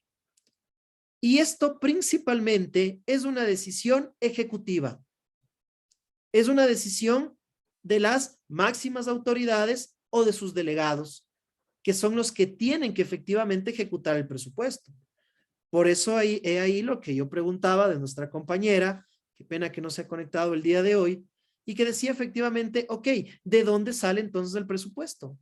Ellos mismos lo aprobaron, ellos mismos lo certificaron. ¿O es que la ordenanza estableció que después se realizará un procedimiento? Y me llamaba bastante la atención eso y pedí que nos mande, pero bueno, no nos mandó. Ya ojalá algún momento lo podamos conseguir. Cuando una propiedad se declara de utilidad pública y se llega efectivamente a un acuerdo con la persona, estamos hablando de un compromiso. Estamos hablando de un compromiso. Se declara de utilidad pública, se entra a una de negociación y se llega a un acuerdo amistoso. Estamos hablando de un compromiso. Y aquí el artículo 116 del Código de Planificación y Finanzas Públicas nos establece que los créditos presupuestarios quedarán comprometidos en el momento en que la autoridad competente, mediante acto administrativo expreso, decida la realización de estos gastos. Nuestra compañera nos dijo que mediante acto normativo, es decir, una ordenanza, que la ordenanza dentro de la cuestión administrativa no es otra cosa que un reglamento, porque es una norma que expide la administración pública. Recordemos que la administración pública de manera general tiene competencia reglamentaria. A través de un acto normativo ha decidido la expropiación. A través de un acto normativo también declaró de utilidad pública. Silvia, no sé si eras tú, ojalá seas tú, que alzaste la mano. Silvia, ¿estás por ahí? Buenas tardes, sí, ¿cómo está? No, yo no fui, pero No, tengo un caso que es bastante parecido. Sí, bueno, le comento, yo he trabajado en expropiaciones tanto privadas como públicas, especialmente las últimas fueron del municipio. Entonces ahí tengo varios casos que conozco y que me parece muy interesante comunicarle. Bueno, uno de estos es que el predio está junto a lo que actualmente es la Ciudad Bicentenario. A la propiedad le graban con la ordenanza 216 en la que le cambian el uso de suelo de esta propiedad. A los propietarios se les indica que ellos no pueden ni construir porque está nada más el uso de suelo como equipamiento. esta propiedad ya fue afectada previamente por la construcción de la vía prolongación Simón Bolívar, en la que le indemnizaron por una casa de vivienda. Y al dejarle sin vivienda, obviamente pensábamos que le iban a permitir construir la vivienda ahí, pero nos encontramos con el caso de que estaba con la ordenanza y que no le permitían. A esto se suma que cuando se está haciendo una actualización catastral para entregar el área de expropiación al municipio y nos encontramos con el caso de que hay una área del terreno, la mejor. El municipio asigna un número de predio y como municipal. Entonces, hay varias afectaciones a este predio. No les dejan construir, les cambian el uso de suelo. Se habló en hábitat y vivienda y ellos dicen, no, es que no vamos a expropiar. Ustedes tienen el uso de suelo, hagan lo que ustedes quieran. Nada más que se les limita por la ordenanza. No toman en consideración que fue afectada la vivienda. El señor que era dueño falleció en esta pandemia. Él estaba viviendo en una bodega. Actualmente ya, o sea, con el fallecimiento, los hijos se toman ya posesión del bien, pero no pueden hacer ningún cambio. Entonces, ¿qué cabe hacer legalmente en este predio? Porque ¿cómo le explico? El uso de suelo está cambiado, no le permiten hacer vivienda. En el municipio existe ya, inclusive cuando se sacó un certificado de gravámenes, el registro de la propiedad dijo que ya no había la propiedad y que esta propiedad le habían cambiado de la nominación del lote, que anteriormente era lote A31, ahora es lote A322. Bueno, así aparte de eso, el predio, cuando iban a hacer un puente peatonal, fueron los del municipio, exactamente, y les dijo que ellos iban a hacer ahí porque ese predio es municipal. Entonces, y los propietarios están así, bueno, vamos a hacer un juicio al municipio porque es usurpación, bueno, si nos van a expropiar, pero paguen, o la ordenanza hasta dónde permite o qué permite, porque actualmente ese predio está dividido en municipal y de los propietarios. Entonces, Perfecto. eso es uno. Sí, o sea, yo entiendo que la ordenanza no da propiedad, porque como usted dice, es un acto administrativo. Es un acto normativo la ordenanza. Es un acto normativo. Pero en este caso ya es usurpación, o sea, ya. Claro. Y el otro, claro. sí, el otro caso. Habría que determinarlo, pero por ahí va la cosa. Claro. Y más que todo, Silvia, ahí te agradezco ponerme algo que se me estaba olvidando, y es por eso que a veces a mí sí me gusta darles la palabra siempre en las capacitaciones. Primero, porque no se aburren mucho. Segundo, porque al menos trato de causar un poquito de tensión, aunque son 2 horas, a veces escucharme solamente a mí, siempre es cansado, ¿no? Por más que esto sea virtual y lo que sea. Y sobre todo porque vamos aprendiendo también de las experiencias de nuestros compañeros, de nuestros colegas abogados. Y te agradezco, Silvia, porque se me estaba pasando justamente el tema de la planificación del uso del suelo, que es potestad de los municipios. Y aquí es importante también tomar en cuenta que los actos normativos y el uso y ocupación del suelo no te pueden estar cambiando a cada rato. Si bien no es un acto administrativo, la norma y la Constitución establece que todas las decisiones del poder público tienen que ser motivadas. Y por tanto, esto me acuerdo que le escuchaba al doctor Marco Morales Andrade y decía, por lo general los municipios tienen una mala costumbre, que para tratar de pagar menos, cuando ya saben que algo van a expropiar, cambian la denominación del suelo. Porque efectivamente un lugar, un sector que está destinado, qué sé yo, para fábricas, frente a otro que está asignado para vivienda, frente a otro que a lo mejor lo asignan para netamente que no puedan levantar más de 2 pisos, pues en efecto esto puede afectar el precio. Esto puede afectar el precio. De manera general, ahí lo que te puedo decir es que como no hay una expropiación propiamente dicha, te va a tocar impugnar el acto normativo. Te va a tocar presentar un recurso de anulación u objetivo. Recordemos que esos recursos solamente se pueden presentar dentro de los 5 años, ¿no es cierto?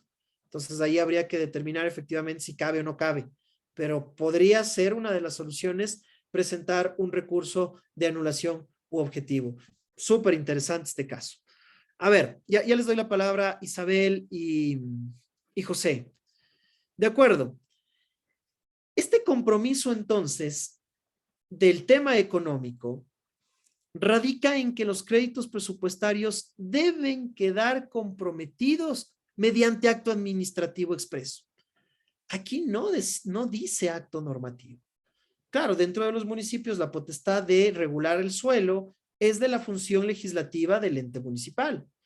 Pero aquí nos deja con claridad que comprometer recursos económicos, ya sea a través de la declaratoria de utilidad pública que después va a determinar la negociación, o sea, a través del acto administrativo de expropiación, tiene que tomar ineludiblemente en cuenta el tema del dinero a través de un acto administrativo expreso, donde en efecto, como ustedes pueden leer, establece que decida la realización de los gastos con o sí contraprestación. Hay algunos casos en que puede haber una erogación de gastos sin contraprestación. El bono de, ¿cómo se llama el bono? El bono de la pobreza, me acuerdo desde que salió, pero ahora tiene otro nombre, bono de desarrollo humano o algo así, que es increíble. Algún tiempo cuando estuve en la función ejecutiva, habían datos expresos que señalaban que la mayor cantidad de recursos de esos bonos, salvo excepciones, por supuesto, se iban destinados a tarjetas de telefonía y televisión. Pero bueno, hay algunas personas que efectivamente sí necesitan también de esos recursos económicos. Entonces, puede haber casos en los que hay una contraprestación o no hay una contraprestación. En el tema de la expropiación, hay contraprestación. ¿Cuál es la contraprestación? Yo le pago, pero usted, si llega a negociar conmigo y hay un acuerdo de voluntades, firmamos una escritura de compra-venta y en efecto el bien es suyo. Yo le doy el dinero, usted me da el bien. Y en el otro caso, en la expropiación, donde no se llega a dar el acuerdo de voluntades, en efecto también existe contraprestación. ¿Cuál es esta? Yo expropio ese bien, me adueño de ese bien, pero consigno el pago. Y aquí viene también la importancia de la consignación en el juicio de expropiación. Yo consigno un pago. Yo tengo que efectivamente entregarle al juzgado ese dinero, que a lo mejor efectivamente este ciudadano no me lo quiere aceptar porque hasta el último momento va a establecer que ese no es el justo precio. Y por tanto ese dinero tiene que estar consignado en el juzgado. Y para que la administración pública pueda consignar ese dinero en el juzgado, necesita efectivamente un acto administrativo. Isabel, no sé si eras tú ahora sí la del caso. Sí, bueno, yo realmente llegó a mi conocimiento un caso precisamente de una expropiación regulada por ordenanza, pero es una expropiación especial que se debe al tema de los asentamientos humanos. Entonces, no sé si eso es factible, no es factible que se dé ese tipo de cosas, porque como hablábamos en el tema de los recursos económicos con los que deben contar los municipios para realizar el tema de la expropiación, leía en algún artículo de esta ordenanza que decía que las personas que están en el asentamiento humano son las que tienen que cancelar el justo precio al propietario del bien inmueble. Y aparte de eso, tenemos un problema que no podemos, bueno, los propietarios realmente ya quieren arreglar, quieren entregar las escrituras y todo eso. Pero lo que pasa es que nosotros tenemos un bloqueo en el catastro. Esto ya más o menos ha pasado unos 10 o 15 años desde que entró este tema de la expropiación especial en ordenanza y prácticamente no podemos hacer nada. Perfecto, ya me pasó nuestra compañera y ahí la vamos a revisar. Muchas gracias. A ver, el tema justamente de los asentamientos humanos se rige por lo establecido en el COTAD. Y en esos casos sí tiene que prevalecer o tiene que existir una ordenanza donde no declara necesariamente de utilidad pública, pero declara de interés social la expropiación de estos predios. Tiene otro régimen distinto y es el régimen establecido en el Código de Organización Territorial, Autonomía y Descentralización. Vamos a revisar, ya lo voy a ver y obviamente se los va a pasar ya cuando Cristina me emita los correos electrónicos de todos para pasarles el material que es parte de este curso y porque para que pueda ser objeto de revisión. Pero claro, ahí tiene totalmente lógica, mi estimada Isabel, porque ahí en efecto necesita justamente, según lo establecido en el COTAD, esta declaración por parte del órgano municipal. Este es otro procedimiento dentro de lo que establece dentro de lo que consiste la expropiación. Ok. Entonces, dejamos en claro la planificación, dejamos efectivamente en claro el tema de que tiene que existir recursos económicos y esto tiene que ver luego con cuándo se genera y produce afectación presupuestaria. Porque una de las preguntas que me hicieron es que a veces nos dan el dinero, o a veces nos retiran el dinero. Esto no se produce mucho, pero puede darse que efectivamente o el Estado compromete recursos que nos van a enviar y a lo mejor esos recursos nunca llegan, sobre todo lo que sucedió en pandemia. Aquí entonces debemos establecer lo que determina también el siguiente artículo del Código de Planificación y Finanzas Públicas, que es el artículo 117, donde establece cuándo la obligación se genera y produce ya afectación presupuestaria definitiva. Definitiva. Y la primera razón que nos establece la norma es cuando ineludiblemente, por excepción, deban realizarse pagos sin contraprestación, de acuerdo con como lo dispongan las normas técnicas y el ente rector de finanzas públicas. Claro ejemplo, el tema del bono de desarrollo humano. Y cuando se reciban de terceros obras, bienes o servicios adquiridos por autoridad competente mediante acto administrativo válido. ¿Qué quiero decir con esto? Si bien en el tema de los asentamientos humanos, que es una competencia del COTAD, de los municipios, se pueden efectivamente determinar la expropiación por ordenanza, no es menos cierto que en cada caso particular se va a requerir siempre de un acto administrativo, siempre de un acto administrativo inclusive que obligue al pago, Recuerden el concepto de acto administrativo establecido por el Código Orgánico Administrativo, la declaración unilateral de voluntad efectuada en ejercicio de la función administrativa, productora de efectos jurídicos. Es decir, a través del acto administrativo se logran determinar derechos y obligaciones. Esto es lo que efectivamente conlleva los efectos jurídicos.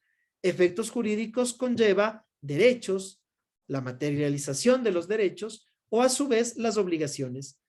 En el caso de expropiación conllevaría la obligación, por tanto, de la administración pública de expropiar dicho bien y del administrado de incluso poder demandar si no está de acuerdo con lo establecido en la norma. Perfecto. Y Isabel y Stephanie, no sé, Stephanie, por favor. Buenas tardes, ¿cómo está? Yo tengo una pregunta referente a qué pasaría si, por ejemplo, el dinero no está consignado en las arcas judiciales y el municipio empezó ya a dar escrituras públicas. ¿Esas escrituras serían nulas o no? En el caso de los asentamientos humanos, es la pregunta, ¿no es cierto? Exacto, en el caso de asentamientos, hecho que también nos regula la ley, la LOTS. En este caso no podrían ocupar, porque efectivamente no está consignado el pago. No podrían ocuparlos. Ahí efectivamente estarías afectando el derecho de la propiedad, Porque recordemos esto, y este es el tema que nos vamos a tomar los últimos 20 minutos. Se necesita en efecto un procedimiento. Un procedimiento. Y si a ti no te pagan lo que efectivamente es tu bien, pues efectivamente ahí te están confiscando. Pedro, por favor. A las 5:30. Gracias. Buenas tardes, doctor. Muchas gracias. Yo tengo dos preguntas puntuales. La primera, por parte del que está siendo expropiado. ¿Tomar el dinero de la consignación implica algún tipo de aceptación tácita o algo así? Y por otro lado, ¿cuál es el momento procesal oportuno para uno poder refutar los argumentos respecto de la declaratoria de utilidad, el uso del suelo y cosas así? Entiendo que es un procedimiento administrativo, pero ¿cuándo yo podría refutar este tipo de situaciones por parte de la administración? Porque según yo he revisado la ley de contratación, lo que hay es respecto de la impugnación ya en la vía contenciosa administrativa, que únicamente implicaría el justo precio. Perfecto. A ver, nosotros aquí vamos a tener dos actos administrativos. El primero, la declaratoria de utilidad pública. La declaratoria de utilidad pública igualmente tiene que ser un acto administrativo motivado. Si el acto administrativo no se encuentra motivado, yo puedo efectivamente ejercer mi derecho a la defensa. Y a través de mi derecho a la defensa, yo puedo impugnar esa decisión. Recordemos, sin embargo, que las declaratorias de utilidad pública son establecidas por la máxima autoridad o su delegado. Y cuando es la máxima autoridad o su delegado, esto significa que ya no existe una vía administrativa para efectivamente poder impugnar.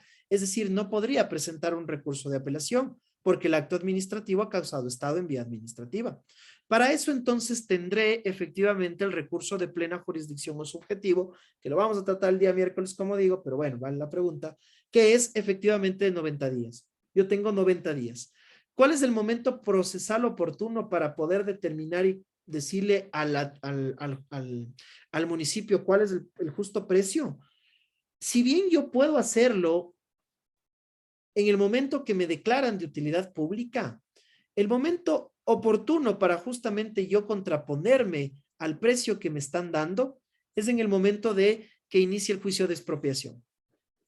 Es decir, de entrada yo lo que tengo que poner en mi demanda es que no estoy de acuerdo con el precio y que obviamente se ordene la práctica de pruebas a través de peritos para efectivamente ahí poder determinar cuál es el precio justo.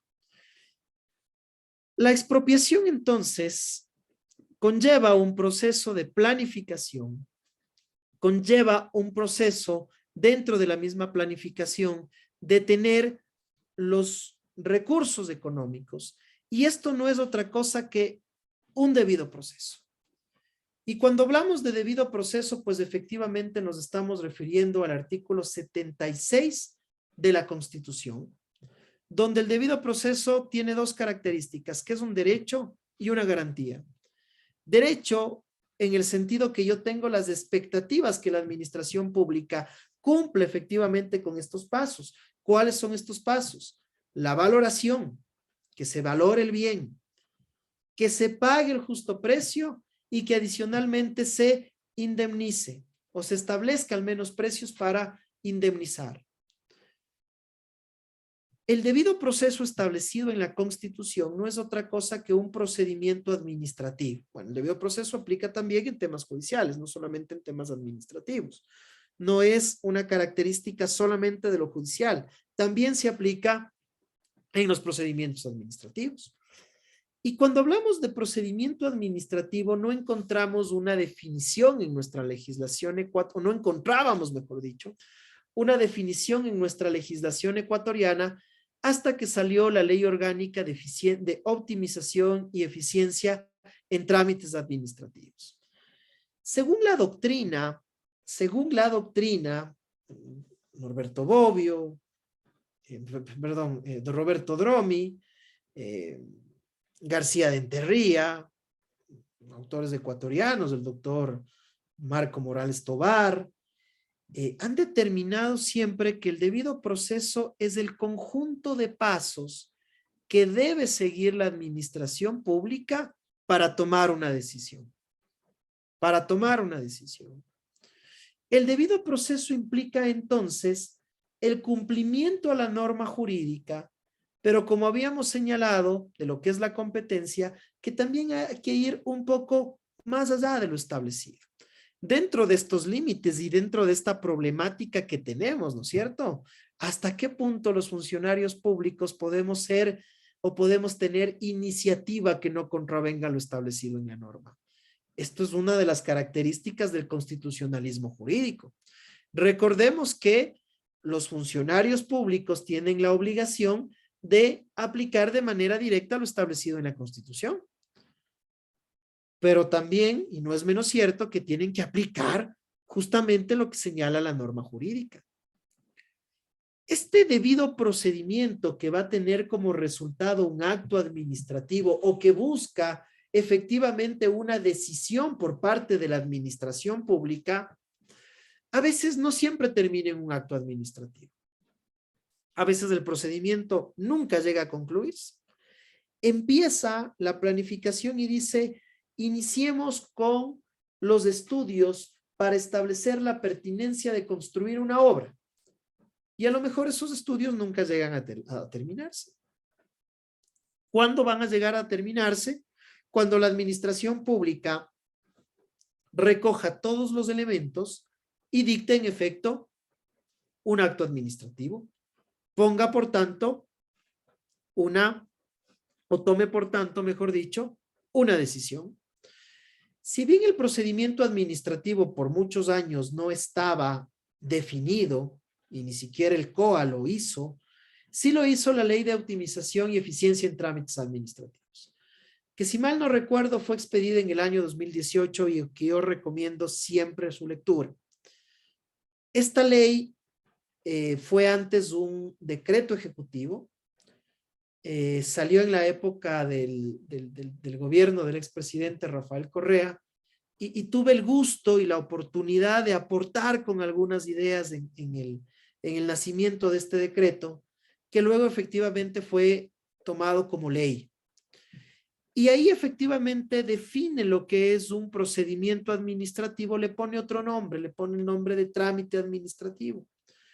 Y en el artículo 4, como ustedes pueden leerlo, establece que se entiende por trámite administrativo al conjunto de requisitos, al conjunto de actividades, al conjunto de diligencias y actuaciones y procedimientos. Yo no sé por qué el legislador puso esto, pero bueno, dice que el trámite es el procedimiento. Como nuestro lenguaje es tan amplio, a lo mejor hay una diferencia semántica entre procedimiento y trámite. Para mí son sinónimos. Pero establece que es lo que realizan las personas ante la administración pública, lo que comúnmente se conoce como el derecho de petición, o también es cuando la administración pública lo realiza de oficio, con el fin de cumplir una obligación o obtener un beneficio. En este caso, en el procedimiento de expropiación, ¿qué clase de procedimiento es? ¿Uno que se inicia a solicitud de parte o uno que se inicia de oficio? Es uno que se inicia de oficio. Ninguna persona va a ir donde la administración y va a decir exprópienme, ¿no es cierto? Exprópienme el terreno. La administración pública, entonces, como encargada de velar por el interés general, como encargada de velar por el servicio público, de oficio va a iniciar un procedimiento administrativo. Ese procedimiento administrativo va a tener entonces como fin declarar dos cosas: la utilidad pública y adicionalmente, si es que no se llega a establecer un acuerdo, determinar en efecto la expropiación. Y para esto no me voy a desglosar en los principios del procedimiento administrativo, pero sí quiero tomarlos en cuenta. Los principios del procedimiento administrativo están dados en el Código Orgánico Administrativo y están dados desde diferentes concepciones. Yo creo que todos estos principios son aplicables, con sus excepciones obviamente, pero la gran mayoría de estos principios, mejor dicho, son aplicables en el procedimiento de expropiación. Brevemente, no los voy a leer, pero voy a mencionarlos conforme el extracto que está establecido en el Código Orgánico Administrativo para que ustedes los tengan presentes.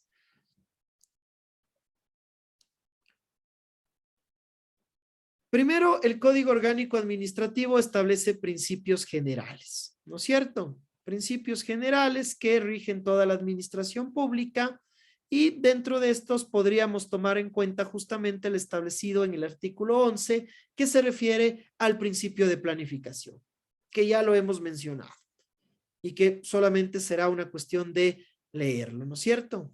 Otro de los principios también, el principio de transparencia. Si bien las expropiaciones y esta información, hay información que puede ser confidencial, reservada, y más que todo información que puede ser privilegiada, se tiene que respetar justamente lo que está haciendo la administración pública. Y el principio de transparencia aquí lo que establece es que hay que darle a conocer al ciudadano lo que efectivamente la administración pública quiere realizar. ¿Con qué fin? Con el fin de que el ciudadano vaya preparándose ¿para qué? Para defenderse. Otro principio del debido proceso. Si bien es cierto, la norma indica que cuando ya ha pasado la expropiación propiamente dicha, justamente solo se puede alegar el justo precio, no es menos cierto que cuando exista una declaratoria de utilidad pública, es un momento propicio para defendernos, para ver si efectivamente la administración pública ha planificado esa obra, verdaderamente atiende al interés general, o a lo mejor solamente es un arrebato de alguno de las personas que están en ejercicio de la función administrativa. Esto es importante. Entonces, la transparencia en efecto nos va a ayudar a que nos podamos defender. Y el principio de buena fe también por ahí. Hay otros principios que están dados desde el artículo 18 del Código Orgánico Administrativo y que justamente tienen relación con cómo la administración pública debe relacionarse con las personas. Aquí justamente me quiero detener en el artículo 18, que es el principio de interdicción de la arbitrariedad. Lo que conversábamos el otro día. No puede ser, o no puede darse, o no debería darse, mejor dicho, que en un momento determinado cualquier autoridad del Estado, porque se le ocurra, determine que determinado bien tenga que ser expropiado. Eso es un acto arbitrario. Y el derecho administrativo, como también creo que lo dije, una de las concepciones que a mí más me gustan y que no es mía, por supuesto, es del doctor Eduardo García de Enterría, menciona que el derecho administrativo se encuentra para poner límites al poder del Estado. Y por tanto, este principio de interdicción de la arbitrariedad es totalmente aplicable al tema de la expropiación, en el que menciona que obviamente todas las entidades del sector público deben emitir sus actuaciones conforme a los principios de juridicidad e igualdad y no podrán realizar interpretaciones arbitrarias. El caso de nuestro compañero que nos mencionaba en Ibarra. Hay dos bienes que están ahí mismo, muy juntitos, pero el uno vale más y el otro vale menos. ¿Se estaría rompiendo el principio de igualdad? Yo creo que sí. Si las condiciones justamente son exactas, se está rompiendo el principio de igualdad. Ese principio de interdicción de la arbitrariedad está dado justamente con el principio de imparcialidad e independencia. Lamentablemente, a veces, y con excepciones, por supuesto, porque no podemos meter a todos en el mismo saco, la administración pública en ocasiones no actúa de manera imparcial. Actúa justamente tomando en cuenta ciertos intereses, a veces de ciertos grupos económicos.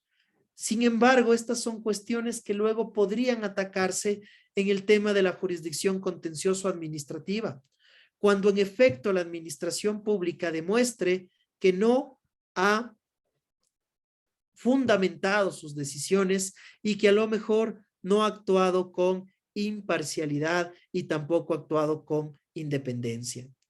Y ahí podríamos tomar también en cuenta el artículo 22 que se refiere al principio de seguridad jurídica y sobre todo al principio de racionalidad, donde tomamos lo que nuestra compañera de la Universidad Nacional del Chimborazo mencionaba, las decisiones de la administración pública efectivamente tienen que ser motivadas. Estos principios han de ser importantes dentro de la expropiación porque justamente marcan el sentido de cómo la administración pública debe actuar en el momento que quiere hacerse de un bien inmueble. Y como el debido proceso va a marcar justamente lo que tiene que realizar la administración pública, pues en efecto, ahora sí, tomemos en cuenta, y con eso cerramos y con eso les dejo ya con la espinita justamente, con el procedimiento para la adquisición de bienes inmuebles que está establecido en la Ley Orgánica del Sistema Nacional de Contratación Pública y que en efecto nos va a señalar cuáles son los pasos que tiene que realizar la administración pública para poder hacerse de un bien inmueble, determinando igualmente cuáles son las maneras por las cuales el administrado puede defenderse y determinando igualmente en qué tiempo se puede revertir la expropiación, que fue una de las preguntas planteadas por uno de nuestros compañeros. Vamos a tomarnos en honor al tiempo 5 minutos hasta aquí por si acaso existe alguna pregunta y con eso cerramos la jornada de esta tarde. Raquel, por favor. Listo, doctor. Muy buenas tardes con todos los presentes y doctor. Bueno, excelente ponencia, un día más en esta ponencia me ha encantado. Y doc, yo quería preguntarle si existe algún sistema o alguna página en la cual nosotros podamos ver que nuestro bien inmueble o que un bien inmueble está en proceso de expropiación, incluso hasta para poder comprar un bien inmueble. No sé si existe esa posibilidad de que haya algún sistema que ya lo demuestre antes de que antes que emiten el acto administrativo. Verás, te soy sincero, no sé si existe algún sistema, a lo mejor alguno de nuestros compañeros que tiene más acercamiento a esto nos puede decir, de lo que sé no, pero recordemos que las declaratorias de utilidad pública, según lo establecido por la Ley Orgánica del Sistema Nacional de Contratación Pública, determina que la declaratoria de utilidad pública tiene que ser registrada en el registro de la propiedad. Y obviamente antes de comprar un bien inmueble, lo primero que le vas a pedir al comprador es que te otorgue el certificado de gravámenes, ¿no es cierto? Para justamente determinar si lo que vas a comprar, primero, no tiene ningún impedimento, está embargado, está hipotecado, o está justamente prohibido de enajenar porque va a ser objeto de expropiación. Entonces, lo primero que debemos ir es justamente al registro de la propiedad a solicitar un certificado de gravámenes y obviamente ver que en efecto no hay ninguna prohibición. Si se llegase a dar la compraventa, que es muy difícil porque el notario te va a pedir todos estos requisitos, entre ellos el certificado de gravámenes, pero bueno, a veces se ve casos, ¿no? Es ahí donde justamente te vas a enterar que tu bien no es que ha sido expropiado todavía, pero que efectivamente existe una declaratoria de utilidad pública y por tanto, en efecto, no va a poder ser objeto de compra-venta de ese bien inmueble. Stephanie, por favor, y terminamos con Andrea. Buenas tardes. Quisiera saber si tal vez me podría volver. Usted dijo algo que a mí me llamó mucho la atención referente a que, o sea, los órganos, no, o sea, los municipales, se podría decir, no pueden realizar una interpretación arbitraria. Ese principio, ¿en qué parte lo puedo encontrar? Porque realmente es muy necesario. A ver, está en el Código Orgánico Administrativo. Yo creo que ya les pedí disculpas. Yo a veces para los artículos soy un poquito malo. Me acuerdo exactamente qué dice el artículo, pero no me acuerdo exactamente cuál es el artículo. Déjame te busco. Tenemos tiempo, tenemos 2 minutos. Perfecto, es el artículo 18 del Código Orgánico Administrativo que menciona el principio de interdicción de la arbitrariedad. Recuerden que la función ejecutiva también tenía un reglamento, ya no me acuerdo cómo se llamaba, el reglamento de Bueno, lo que buscaba este reglamento justamente es darnos los lineamientos para la motivación, pero este reglamento prácticamente ya es obsoleto tomando en cuenta la última sentencia de la Corte Constitucional del Ecuador. Entonces, ahí está Andrea, 18. Stephanie, perdón. Andrea, terminamos contigo. Muy buenas tardes, muy excelente la ponencia como siempre. Me llamó la atención cuando estaban hablando de los de sistemas de enajenación, pero ¿qué pasa cuando se llama un concurso de acreedores por no poder enajenar, por no poder embargar un bien? A ver, pero aclárame un poquito la duda. ¿Cuál sería exactamente la pregunta? ¿No puedes llamar a un concurso de acreedores? ¿Por qué no? Porque un bien está embargado.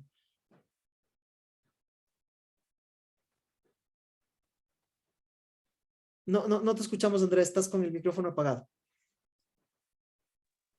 Ya, ahí me la reactivaron, gracias.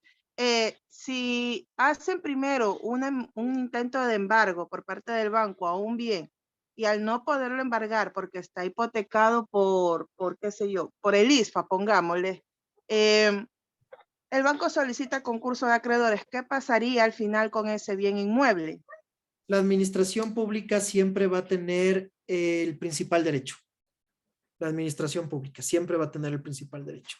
La administración pública en este sentido siempre va a salir ganando, porque recordemos lo que vimos en la primera clase, para que vean que efectivamente hay una razón de explicarlo primero desde ahí. La administración pública sirve al interés general y efectivamente esos dineros que a lo mejor por un crédito o cualquier cosa están en manos del ISFA, pues atiende justamente al interés público. Yo les agradezco mucho, hemos sido como siempre puntuales. Muchas gracias, Cristina. Con las disculpas nuevamente del caso, yo me estaré conectando el día lunes. Muy amable, muchas gracias. Agradecemos al doctor Miguel Ángel Gavilanes por su valiosa colaboración y les recordamos que el día lunes 6 de junio continuaremos con el desarrollo de este curso con los mismos datos de acceso a esta plataforma Zoom y Facebook. Gracias a todos. Buenas tardes.